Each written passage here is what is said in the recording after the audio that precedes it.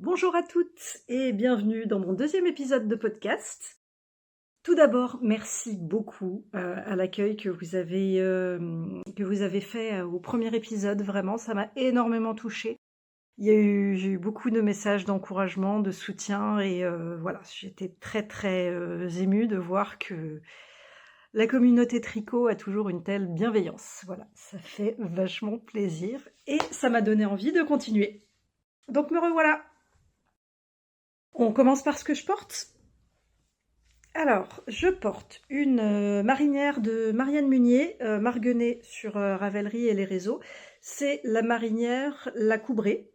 Normalement, c'est manche longue. Et là, du coup, j'ai simplement je l'ai modifiée pour pouvoir l'avoir en manche courte. C'est une marinière qui a un twist très sympa. C'est que devant, des rayures. Et derrière, il y a un petit motif de dentelle. Le rendu est hyper sympa. Alors elle se fait à plat.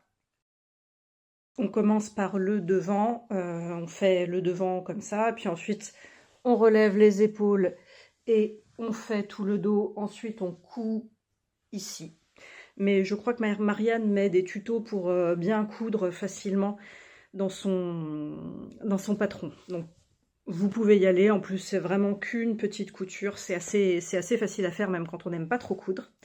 Ce que j'adore chez Marianne, c'est que c'est toujours bien placé en fait. Là, on voit que la bande d'encolure, j'aime beaucoup j'aime beaucoup où elle arrive. Le petit col tout léger, il tombe super bien. Moi, les modifications que j'ai faites, du coup, une fois qu'on a fait ça et les coutures, normalement on relève pour faire des manches. Et moi, j'ai simplement mis une petite bande de côte. J'ai mis des côtes de 2 parce que c'était les mêmes qui étaient préconisées en bas. Et sur le col... non, sur le col, c'est des côtes 1-1. C'est pas les mêmes côtes, mais ça passe très bien. Le fil que j'ai utilisé, c'est la Punto de Pasquali de souvenir, c'est de la soie et laine et soie. Je vais acheter toujours chez Céline sur un fil à Orsay. Elle n'a pas hyper bien vieilli, elle a un peu feutré, mais bon, ça c'est de ma faute. J'ai dû la passer en machine en machine programme laine, parce que c'est vrai que j'ai quand même tendance facilement à passer en machine. Et là, je pense qu'il fallait pas. Voilà, tant pis pour moi. Elle a un peu feutré, mais bon, franchement, même avec un peu de feutrage, il est toujours portable. Par contre, c'est vrai que sous les bras, là où c'est un petit peu chaud et humide, quoi, ouais, c'est quand même un peu feutré, un petit peu plus dur, mais bon, elle est toujours portable, donc moi, ça me convient. Le motif de dentelle derrière, il est hyper efficace. Je trouve que ça en jette.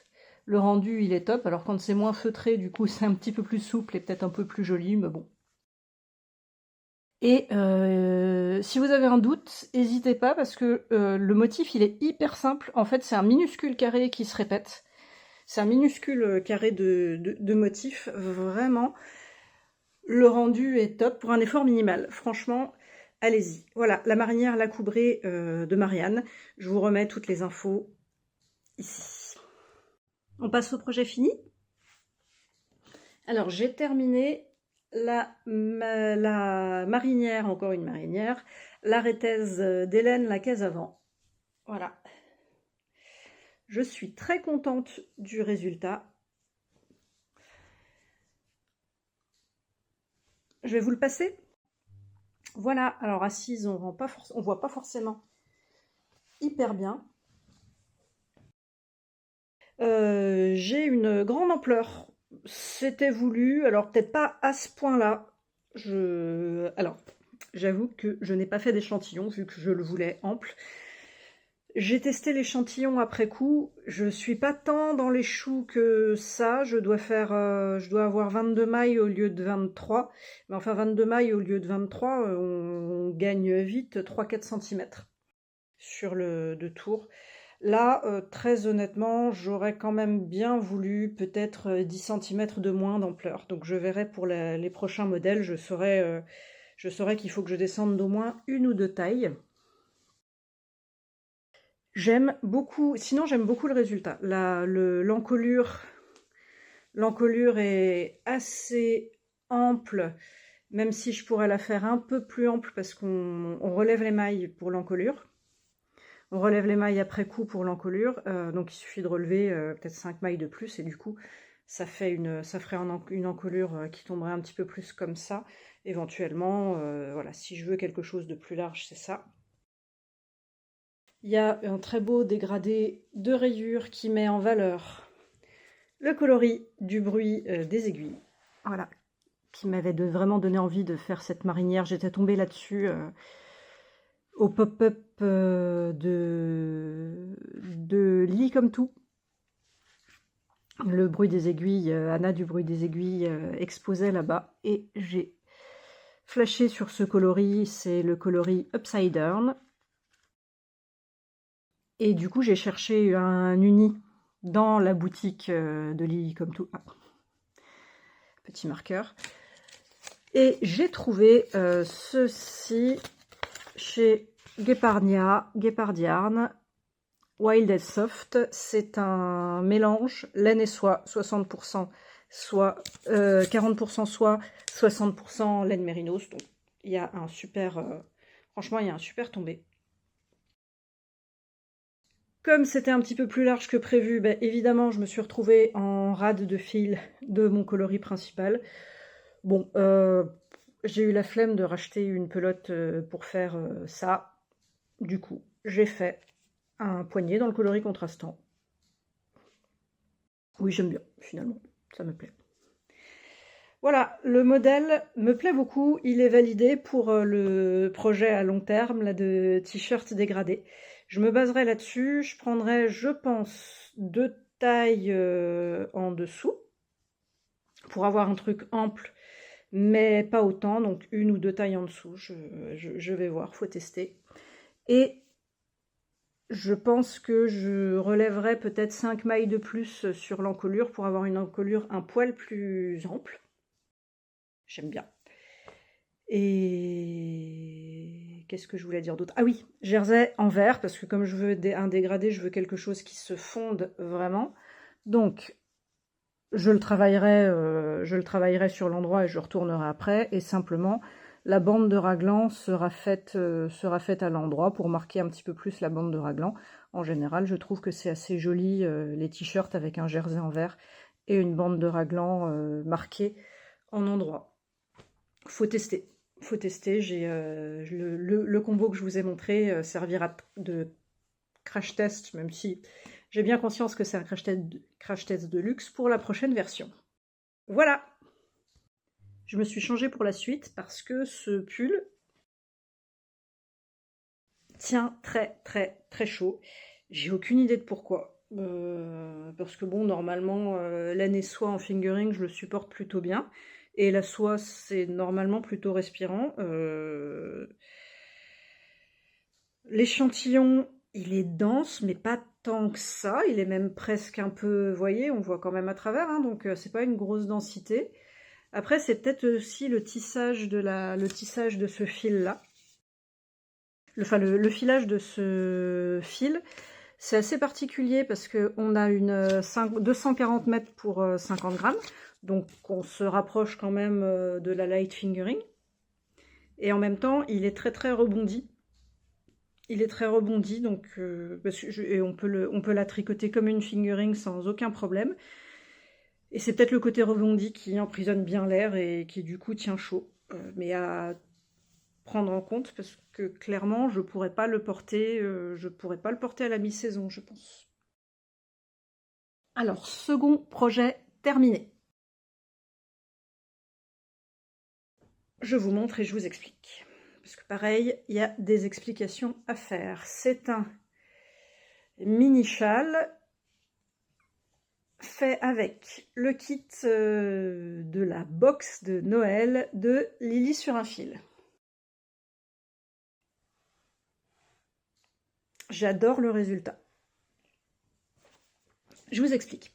J'ai reçu en cadeau de Noël, toujours de mon chéri, la box de Noël de Lily sur un fil, dans lequel il y avait un kit. Il y avait un kit, alors un kit chaussettes plus.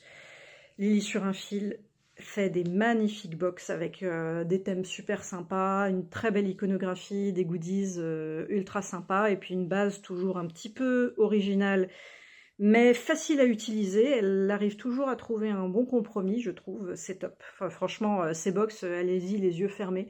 Franchement, j'ai jamais été déçue. Et là, je vais vous montrer. Je vais chercher les restes que j'ai, ce sera plus parlant. Alors, la box de Noël de Lily sur un fil, c'était une box avec un coloris principal, 100 grammes d'un coloris principal et 4 mini de coloris contrastants assortis. Et c'était dans une très belle base, une base mérino, bambou, soie, 65% mérino, 20% bambou, 15% soie. Donc viscose, mérino, viscose et soie. Et il y avait un patron qui allait avec la box, et c'était un patron de chaussettes en jacquard, donc qui utilisait le coloris principal et les 4 coloris contrastants. Le patron était très chouette, mais honnêtement, avec un fil comme ça, moi, j'ai voulu, je me suis dit que je voulais quelque chose de bien, qui utilise au maximum le drapé de ce fil, parce que soit à viscose, je pense que ça allait faire un chouette drapé. J'ai voulu tenter un châle. J'avais un patron de châle que je voulais faire depuis longtemps, c'est le Ice Cream Social, et je me rappelle plus du nom de la designeuse, de toute façon je vous le mets. Je vous le mets dans un encart juste à côté. C'est un patron qui normalement utilise un écheveau de 100 grammes et 6 mini.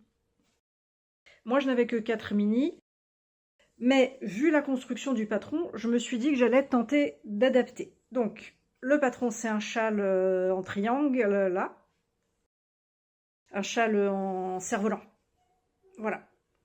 Donc on commence par le bout.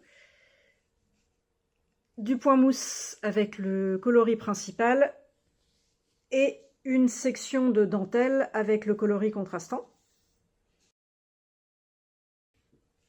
Et au bout d'un moment, en fait, quand on arrive, là vous savez, quand on arrête les augmentations et qu'on commence les diminutions d'un côté, c'est le contraire. On fait du point mousse avec les coloris contrastants et la dentelle avec le coloris principal.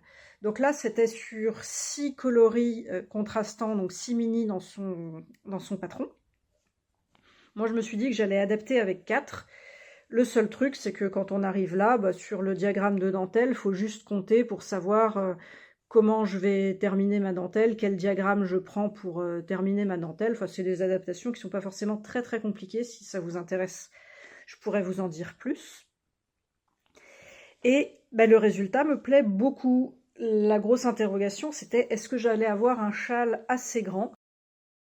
Alors, je m'attendais à un petit châle, mais en fait, une fois bloqué, franchement, j'adore l'ampleur. Ça fait un petit châle hyper léger. Alors, blocage épinglé obligatoire, hein, parce que ce type de dentelle, c'est tout crognonieux. Et il faut vraiment bloquer avec des épingles sur un tapis pour que la dentelle se déploie.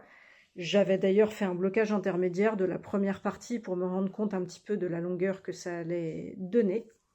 Et voilà, on arrive à un châle qui est d'une ampleur très très sympa. Petit châle d'été, j'adore j'adore le rendu, le tombé, ça change des gros châles. Et surtout que je me dis que c'est un super petit châle, c'est un super châle à offrir parce que il fait un effet bœuf, il peut se faire avec des restes et mine de rien, il est hyper rapide à tricoter parce que avec la dentelle et le côté trou-trou, au final, il n'y a pas tant de fil que ça. Ça pourrait être pertinent que je vous le pèse pour vous dire exactement quelle quantité de fil il y a, parce que dans le kit, il me reste, vous avez vu, tout ça. C'est énorme. Il me reste tout ça sur le 100 grammes et ça sur chaque mini. Au final, j'ai utilisé assez peu de fil. Je vais vous dire tout de suite combien ça fait. Je vais peser. J'ai pesé, j'ai exactement 101 grammes. Donc on a l'équivalent d'un écheveau de laine. Donc ça peut être tricoté quand même assez rapidement, surtout que le motif de dentelle, une fois qu'on l'a mémorisé, il est assez simple à reproduire. 100 grammes, donc 400 grammes de fil, ce qui peut être assez rapide pour un cadeau. Voilà, j'aime beaucoup le tombé. Et il reste quoi? On va regarder d'ailleurs, parce que je pense que ça peut se faire avec des restes. Le coloris principal, j'ai utilisé 60 grammes. Et pour chaque coloris contrastant,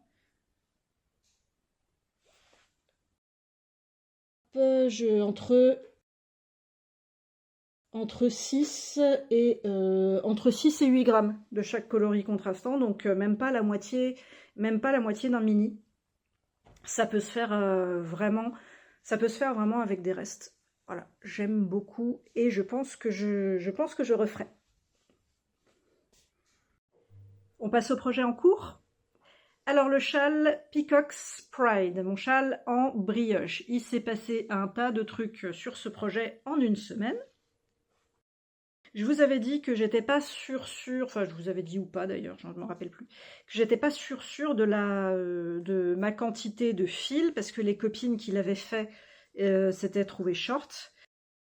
Du coup, avant de faire le dernier motif, parce qu'il y a, voilà, ça, on a des motifs qui font ça, voilà, de haut. Et ensuite, il y a une bordure. Sur l'image que je vais vous mettre à l'écran, vous allez voir, il y a une bordure avec des arêtes que je trouvais assez chouettes et que j'aurais bien voulu faire. Donc avant de faire le dernier motif, j'avais mis une ligne de vie, parce que détricoter la brioche, c'est une galère sans nom, surtout sur cette longueur-là, je ne vous raconte pas l'ampleur. Donc j'avais mis une ligne de vie, je me suis dit, je vais avancer sur le motif, et si j'ai pas assez après, je détricote, et du coup, je ferai la bordure un motif plus tôt. J'ai installé une ligne de vie. Une ligne de vie, qu'est-ce que c'est? C'est un morceau de fil qu'on passe à un moment où on veut pouvoir, qu'on passe à un moment entre les mailles pour pouvoir détricoter facilement jusqu'à ce moment-là. Et du coup, on ne perdra pas les mailles parce qu'elles sont sur un fil de soutien. Alors, est-ce qu'on va le voir? On le voit un petit peu là, c'est un fil gris qui passe là. Est-ce qu'on va le voir de l'autre côté? Est-ce qu'on va le voir mieux de l'autre côté? Non, on ne le voit pas mieux. Bon, alors faites-moi confiance, ou alors je vais essayer de vous mettre, j'ai peut-être des photos un petit peu mieux où on voit un petit peu mieux. L'intérêt, c'est que normalement, on défait tout, on enroule le fil, et puis on n'a plus qu'à reprendre ses mailles sur le fil comme un fil de mise en attente. Et pour ça, d'ailleurs, j'utilise une petite astuce. Plutôt que de s'embêter à passer une aiguille, à passer mon fil avec une aiguille dans toutes les mailles, parce que là, ça commence à faire un paquet de mailles, j'utilise, vous savez, le petit trou qu'il y a, oula, le petit trou qu'il y a ici, là. C'est-à-dire que je passe mon fil, celui qui va me servir à mettre en attente, dans le trou, et ensuite, en tricotant avec cette aiguille-là, le fil de mise en place, il va se poser directement dans les mailles que je veux conserver. C'est hyper pratique, parce que c'est assez rapide, il faut juste y penser. Souvent, c'est ça qui manque. J'ai avancé, évidemment, comme je m'y attendais, je me suis retrouvée totalement en rate de fil, sauf que je commençais à bien aimer l'ampleur de ce châle. J'aime bien châle en brioche, j'aime bien des gros châles qui englobent bien, qui font bien moelleux, etc. Et du coup, j'avais quand même envie de continuer. Je me suis dit, comment je vais pouvoir faire pour continuer sur cette couleur-là? C'est de la bébé mérinos, ça c'est pas compliqué à retrouver. En plus, leurs bains sont assez stables chez Fonty. Et en plus, même s'il y a un petit peu de différence de bain, sur la brioche, ça saute pas aux yeux. Et sur cet écheveau-là, par contre, je sais que je ne pouvais pas trouver le même parce que c'était un écheveau qui m'avait été offert il y a très longtemps par ma copine Tabara. Mais du coup, je me suis dit, je vais en profiter. Pourquoi pas terminer une bordure avec une bordure unie. Des fois, dans la brioche, les contrastes de couleurs, ça peut être assez sympa. Les couleurs se mixent mieux, hein. Vous connaissez... Enfin, je vous avais déjà dit que j'aimais beaucoup les coloris bariolés dans la brioche. Je trouve qu'ils se fondaient pas mal. Et du coup, les contrastes, ça peut être pas mal. Et j'aurais voulu faire une bordure colorée. Colorée unie, pour histoire de bien marquer la bordure, bien assumer la bordure. Comme je passais sur Paris hier, je me suis dit que j'allais faire un petit tour chez Lille Oisel, qui a la bébé Mérino. Donc j'ai retrouvé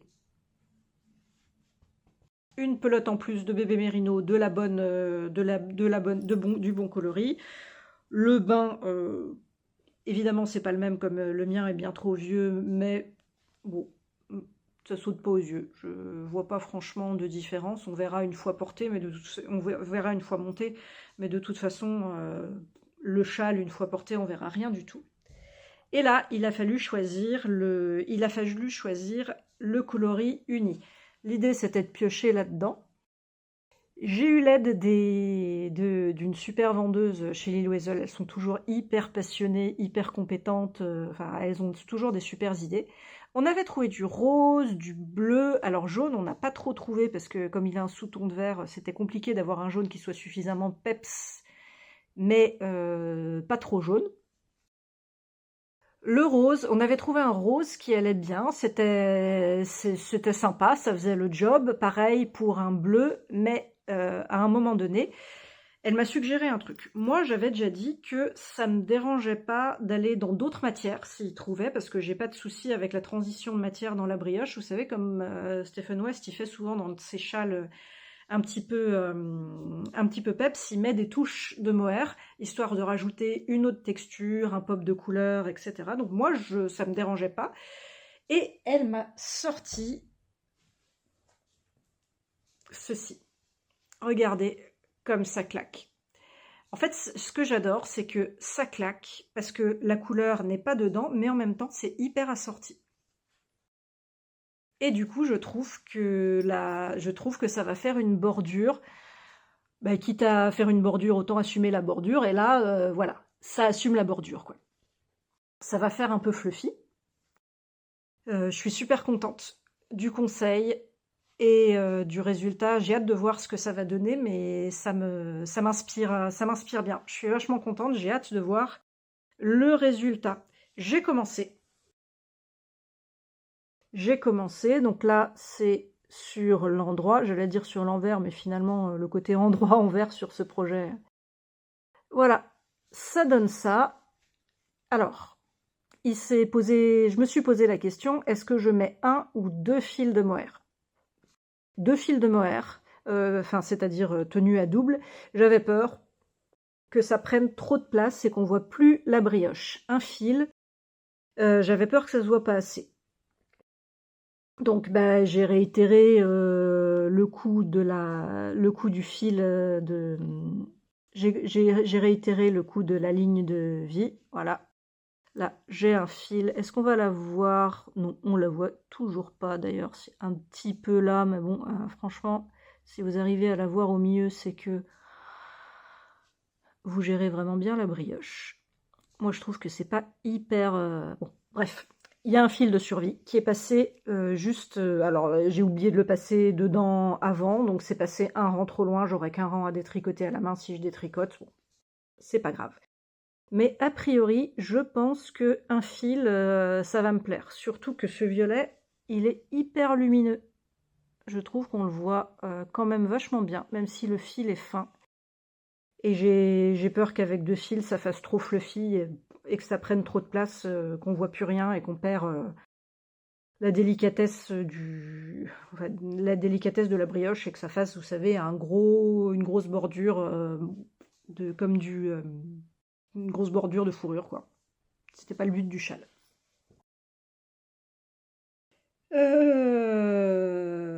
Alors, Du coup, comme je trouvais l'idée de la bordure hyper sympa, j'avais peur que ce qui me reste, j'ai peut-être ça de bordure à refaire. J'avais peur que ce soit pas assez et qu'on voit pas assez le violet. Donc je me dis que je vais peut-être rajouter un motif. Est-ce que c'est très très malin? J'ai fait des calculs pour savoir quelle quantité de fil j'utilisais pour un aller-retour. Normalement ça passe si je rajoute un motif et que je rajoute la bordure. Vous le sentez venir là, le nouveau échec à Yarn Chicken. Bon, on y va quand même, hein, même si je sais ce qui m'attend. Mais j'ai trop envie de tenter, et puis bon, on va dire que c'est un châle expérimental et qu'à la fin, je serai très contente du résultat. Voilà. Autre projet en cours, les chaussettes Frankenstein, là, toujours d'inspiration Miss Manieux naturelle. J'ai terminé une chaussette. Bon, ok, c'est pas le projet le plus classe et le plus chic du siècle. Même si je vous assure que c'est beaucoup moins différent, vous les voyez beaucoup plus différents à la caméra que ça ne l'est en réalité, mais j'avoue, ça fait quand même chaussettes rapiécées.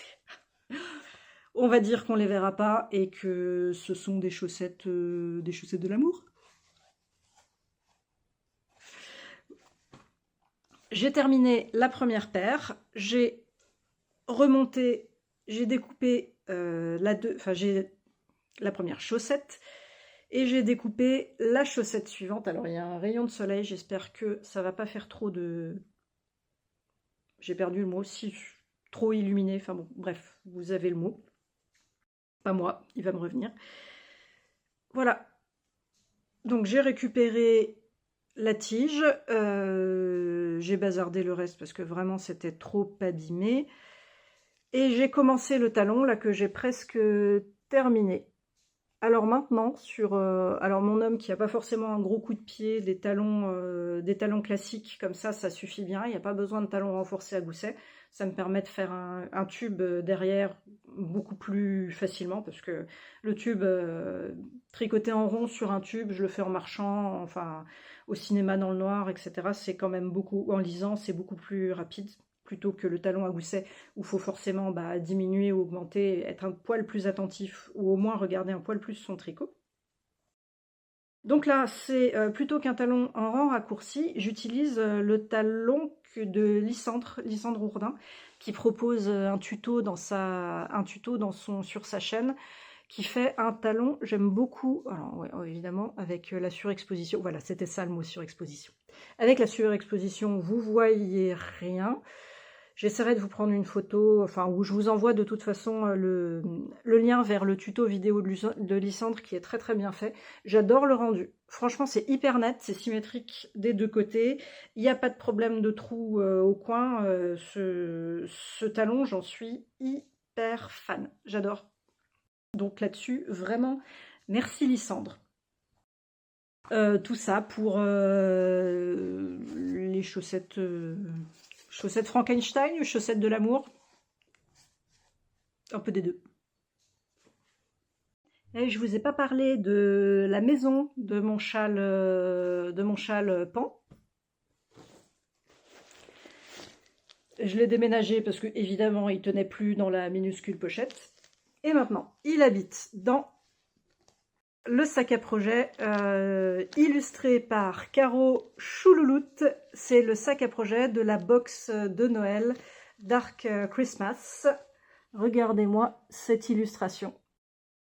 Donc c'est les box de Noël, c'est les box qu'on avait vendues, les box surprises qu'on avait vendues pour Noël avec Caro Choulouloute et Virginie, l'atelier de Vini, en teinture. On avait vendu ça à Noël dernier. On s'était beaucoup amusé à composer cette box avec les goodies, le sac, la laine, tout ça. C'était hyper sympa. Et puis vous avez été au rendez-vous, c'était trop cool. D'ailleurs, la nouvelle, on vient de lancer les ventes. Là, les ventes resteront encore ouvertes sur la semaine normalement pour les box de printemps. Donc une box printemps Pop. Je vous mets le nuancier. Je vous mets le nuancier prévu ici. Il y aura encore un sac illustré par Choulouloute et du coup je fais imprimer sur du tissu et je couds le sac correspondant. Ce sera un petit sac taille projet chaussette, enfin projet chaussette confort, hein, pas projet chaussette 50 grammes. On aura quand même la place de mettre 100 grammes, un mini sans aucun souci. Dedans, il y aura des goodies, des gourmandises, plein de trucs sympas qu'on sélectionne et qu'on s'amuse à choisir du coup entre nous, avec moi, Caroline Choulouloute et Tabara91. Et il y aura de la laine aussi, et la laine cette fois-ci c'est Céline de Sur un fil qui a bien voulu participer. Donc vous aurez une pelote de laine semi-industrielle, de laine à chaussettes été, donc quelque chose avec un mélange plus adapté aux chaussettes d'été. On a déjà sélectionné la laine et le coloris et j'espère que ça vous plaira. Et il en reste quelques-unes en ligne, donc si ça vous intéresse et que vous avez des questions, n'hésitez pas à envoyer un MP, hein, Caro et moi on peut vous répondre. Voilà. Ensuite, je peux vous présenter un autre projet en cours. Il y a Karine, la Miss Knitter, qui a parlé actuellement de Coin de la honte avec tout son tas de projets en cours. J'en ai un. Là, vous imaginez même pas le tas de sacs à projets que c'est. Et en effet, moi, c'est comme Miss Manu au naturel, ça me dérange pas. Au contraire, ça me rétrécit un petit peu la tête et la créativité quand j'ai pas assez de projets en cours. Donc d'en avoir plein, ça me dérange pas. Ça me dérange pas qu'il reste des semaines, des mois, des années des fois. Bon, bref. Ça me dérange pas, je sais que je les reprendrai un jour. Et là, du coup, j'ai voulu reprendre un très vieux projet qui me tient à cœur depuis longtemps, mais que j'avance que petit bout par petit bout. Oui, alors je tente de reprendre des anciens projets quand j'en finis un, histoire de les avancer. J'ai très envie de castanner. Là, notamment, le fameux projet du t-shirt dégradé. Je le castonnerai bientôt. Je repousse au maximum, histoire d'avancer au maximum sur les anciens en cours. Mais très vite, je vais repartir sur autre chose. Mais en attendant, comme j'ai envie de reprendre d'autres choses, j'en profite pour avancer dessus. Et là, c'est un projet qui habite dans un vieux sac à projet que j'avais fait il y a longtemps. C'est la base, c'est un espèce de liège là, que j'avais trouvé sur un fil à Orsay. Vous savez, les espèces de liège textile. J'avais mis un morceau de lance, j'avais mis un morceau de cuir des chutes de cuir récupérées et des anses ici pour pouvoir, des anneaux ici pour pouvoir le mettre avec une bandoulière. Et ce projet, c'est le pull coat de The Hare and the Crow. C'est la très talentueuse femme qui s'occupe entre autres du The Hare and the Crow Studio, qui est un nouveau studio de teinture. Donc leurs teintures évidemment sont magnifiques. Je vous mets le compte Insta si vous ne connaissez pas, mais ça m'étonnerait que vous soyez passé à côté. Et cette dame est également une très talentueuse designeuse. Une designeuse très talentueuse, c'est peut-être mieux, ouais. Et elle avait fait, et j'avais flashé sur un magnifique gilet avec plein de torsades, une espèce d'armure de torsade. Je sais que des gilets avec plein de torsades, il y en a plein, mais là, il y avait dans ce modèle-là, le coat, il y a une espèce de façon dont les torsades sont mises, et sur les épaules, et dans le dos. Ça faisait une armure, c'était super. Et c'est une époque où je voulais un gilet pull. Un gilet manteau. Quelque chose que je puisse mettre dehors, parce que les manteaux... Bon, je trouve que c'est pas confortable, et puis quand on a des variations de poids, on est vite serré, des variations de pull, tout ça, bon, bref. Je voulais un gilet manteau, et j'ai commencé ça. Alors, je vous laisse imaginer le défi quand je l'ai commencé il y a quelques années, parce que j'étais largement pas aussi à l'aise en tricot. Comme fil, j'ai acheté la Pergint, toujours chez Céline sur un fil à Orsay. C'est une grosse DK worsted, donc parfait pour ce projet-là. Je l'ai commencé et je l'ai pas mal avancé. Alors, devant, on a un espèce de petit panneau là en point d'abeille. Ici, on va avoir des manches qui vont arriver. Le dos, le dos, vous avez vu, on a un panneau de torsade qui est magnifique. Et en effet, je trouve qu'il y a un petit côté armure, et notamment avec les torsades hyper serrées sur les manches qui font des épaulettes. Jusqu'ici, je le prenais régulièrement, j'en faisais quelques rangs de temps en temps. Le problème, c'est que c'est très demandeur déjà pour deux raisons. La première, c'est que c'est du rang par rang, hein. Vous avez vu les torsades dans le dos, elles sont magnifiques, mais c'est vraiment du rang par rang. Il faut avoir le nez sur le diagramme tout le temps. Et puis, comme c'est des torsades qui sont, mine de rien, assez serrées avec de la grosse laine, c'est très exigeant pour les mains. Et on ne peut pas tricoter des heures dessus. On ne peut pas faire du monoprojet là-dessus. C'est vite trop douloureux. Donc je le reprends régulièrement. Et là, je l'ai repris. Et je me suis mis à avoir un méga doute. Notamment par rapport à ça. Là, vous voyez tout le début. Enfin, j'ai des plis. J'ai des plis au niveau de la mise en place des torsades. Là, je me m'étais dit jusqu'ici que ça passerait au blocage. Là, ça dépend des endroits. Il y a des endroits où c'est vraiment très très marqué, quoi. Là, vous voyez, ça m'étonnerait que ça passe au blocage, quoi. Pareil sur le début des manches. Regardez-moi ces plis-là, c'est pas censé être plié comme ça, quoi. Donc, je me demandais, est-ce que je fais un test? Est-ce que je fais un pré-blocage avec un blocage hyper agressif pour voir ce que ça donne et comment ça évolue? Et si ça s'en va un peu, si ça s'en va suffisamment pour que je trouve ça satisfaisant, tant mieux. Si ça s'en va pas, là,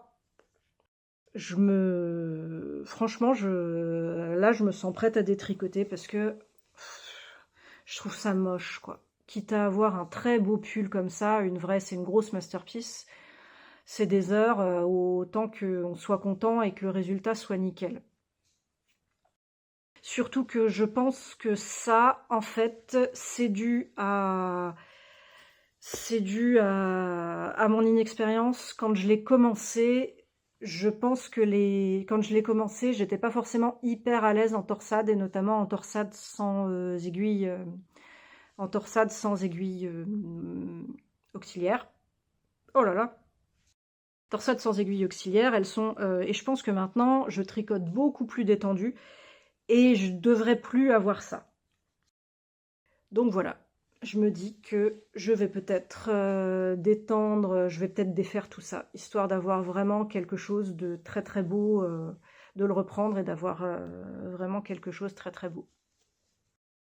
Mais dans un sens, détricoter tout ça, mais les heures de travail en moins. Après, je pense que je galérerais moins en le faisant, comme je sais un petit peu où je vais et je sais un petit peu mieux lire un patron de l'époque. Ah oui, parce que le patron... il est d'une précision, il est hyper bien expliqué. Enfin, vraiment, c'est nickel. Il y a des codes couleurs, il y a des versions complètes, des versions plus détaillées. Enfin, c'est un boulot de fou. Et je pense que je serai plus à l'aise pour le lire maintenant, comme je comprends un petit peu plus où je vais. Voilà. Franchement, détricoter tout ça, flemme, quoi. Et puis mal au cœur. Bon, je vais finir par détricoter. Point filage. J'ai terminé mon écheveau, l'écheveau dont je vous avais parlé la dernière fois, toujours de Lily sur un fil. le coloris balade automnale sur BFL. Et voilà le résultat. Hop. Ben, j'aime bien. Les coloris se mélangent hyper bien. Alors je pense que j'ai serré un poil trop mon retors. J'ai des petits chrogneux, vous savez, des petits trucs, des petites queues de rat, etc. Mais normalement ça devrait se lisser ou en tricotant. Bon. J'ai pas encore de projet pour cet écheveau-là. Je suis arrivée sur... C'était une tresse de 80 grammes et je suis arrivée à peu près à 185 mètres. Comment je fais pour savoir quelle longueur j'ai? On me demande régulièrement ça. Il y a plusieurs façons. Là, ce que j'ai fait, j'ai utilisé, alors je vous ai pris des photos pour que vous voyez, j'ai utilisé le parapluie qui me sert normalement à défaire les écheveaux. J'ai réglé le parapluie sur une longueur fixe. Donc là, j'ai réglé le parapluie avec un mètre ruban sur une longueur d'1,50 m. Et puis, j'ai enroulé mon fil autour du parapluie. Et ensuite, on a juste à compter le nombre de tours et de multiplier par 1,50 m. Et donc là, on arrive à 185 mètres. 185 mètres pour 80 grammes. Alors on peut faire un petit produit en croix pour savoir ce que ça donne. Ça fait une fingering un peu fine. Donc voilà.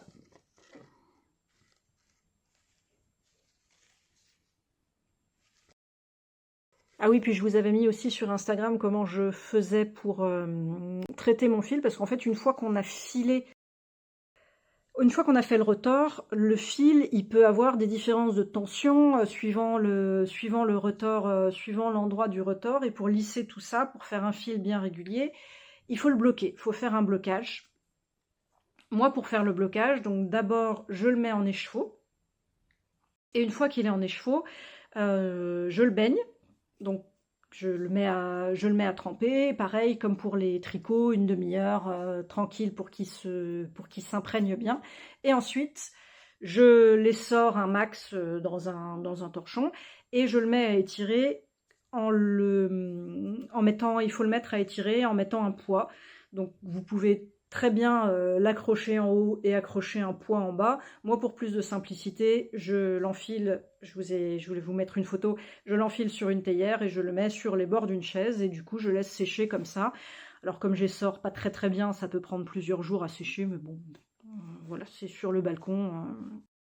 Je m'en fiche et je laisse comme ça en attendant. Et voilà ce que je récupère à la fin. J'ai pas encore commencé de nouveau projet filage. Peut-être incessamment sous peu. Donc l'interrogation de la dernière fois entre les deux coloris reste toujours. Me voilà pour clôturer cette vidéo. On va parler des projets pour la semaine. Alors en premier, j'aimerais bien terminer mon châle Peacock's Pride. Il me reste, enfin, je dis terminé, mais du coup, ça va dépendre de si je fais juste la bordure, a priori, je vais quand même tenter de rajouter un motif, hein, mais ça va dépendre si j'ai encore assez de fil ou si je me retrouve encore à devoir attendre, aller racheter de la laine, redéfaire, enfin bon, bref. Voilà. On va essayer de le terminer d'une façon ou d'une autre. J'aimerais bien castonner mon t-shirt dégradé. Alors ça implique déjà de tout bobiner. C'est pas ma grande passion. J'aimerais bien teindre parce que j'ai pas teint encore cette semaine et ça me manque. Et j'ai pas mal d'idées de couleurs. J'aimerais bien refaire des autorayants avec des couleurs qui claquent. J'aimerais bien filer aussi. Là, il y a la tresse qui m'attend juste devant moi là-bas. Et j'aimerais bien vraiment m'y mettre, ça me manque. Qu'est-ce qu'il y a d'autre? Ah oui, il va falloir que je couse pas mal les box, les sacs de la box de printemps. Ça fait pas mal déjà quand même. Hein. Ouais, je crois. Bon, on va s'arrêter là. Il y aura peut-être, si ça se trouve, encore 4000 idées qui vont arriver entre-temps. Bon. Et pour terminer, petite rubrique fun de la fin, il faut que je vous parle d'une petite appli que j'ai découvert qui s'appelle Focus Friend. C'est une petite appli qui normalement est censée aider à déconnecter, c'est-à-dire que elle bloque votre téléphone, et pendant qu'elle bloque votre téléphone, que vous ne pouvez plus l'utiliser, vous avez un petit haricot qui tricote des chaussettes et des écharpes si jamais vous prenez vraiment du temps de déconnexion. Si vous bloquez votre téléphone pas trop longtemps, il vous tricote une chaussette. Si vous bloquez votre téléphone un peu plus longtemps, il vous tricote une écharpe, etc. Puis au bout d'un moment, vous collectionnez les chaussettes, les écharpes, etc. Si jamais vous arrêtez votre téléphone au milieu du temps que vous vous êtes mis, il détricote tout. Et puis il est triste, le pauvre petit haricot. Enfin, voilà, c'était pas c'est pas le truc le plus intelligent du monde, on est d'accord. C'est pas le truc le plus cohérent du monde, c'est-à-dire utiliser une appli pour décrocher du téléphone, enfin bref. Mais c'est hyper fun et très très mignon, je vous mets les photos en même temps, vous allez voir. Voilà, je vous souhaite bonne journée et à la prochaine fois.